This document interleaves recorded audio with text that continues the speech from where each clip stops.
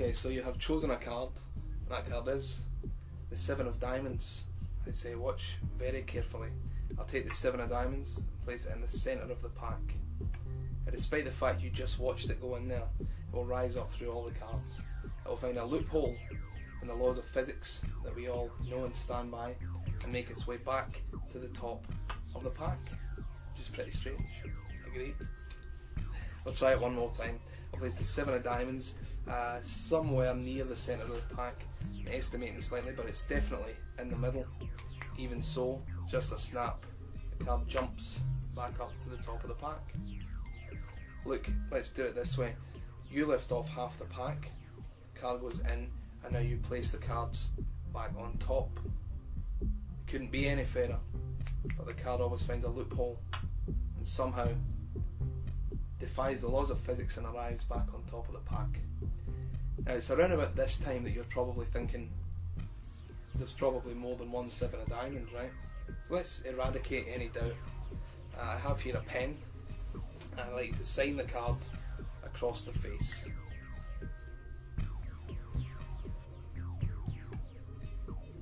Just like so.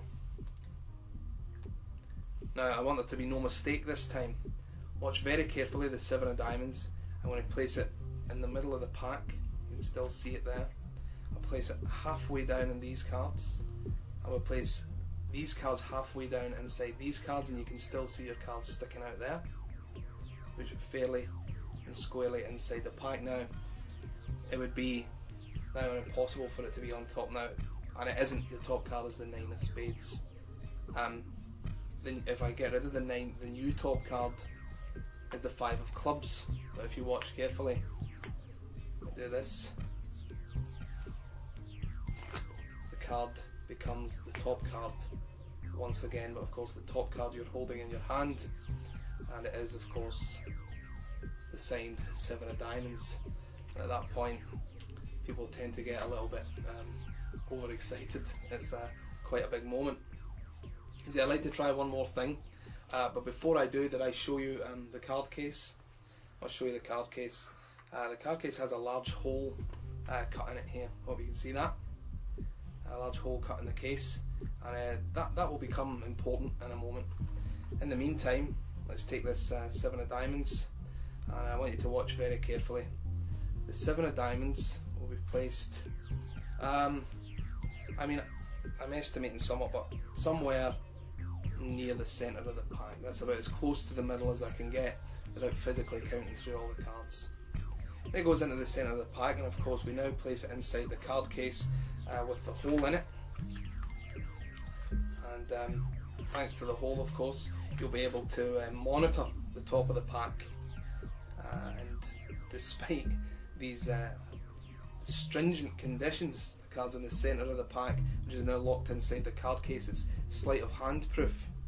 The card will find a loophole in the laws of physics that we know and stand by, and rise back to the top of the pack, just like so. And of course, open the case here and show you.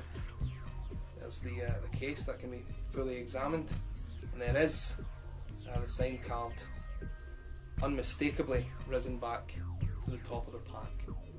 Very strange. But let's not stop there. Let's take it one step further. If you watch just here and do this, I get one more 7. And I do this, I get 2 7s.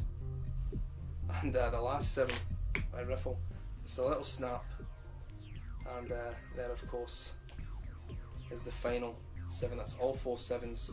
And in this particular routine, everything can now be examined. The deck, the box, the signed card.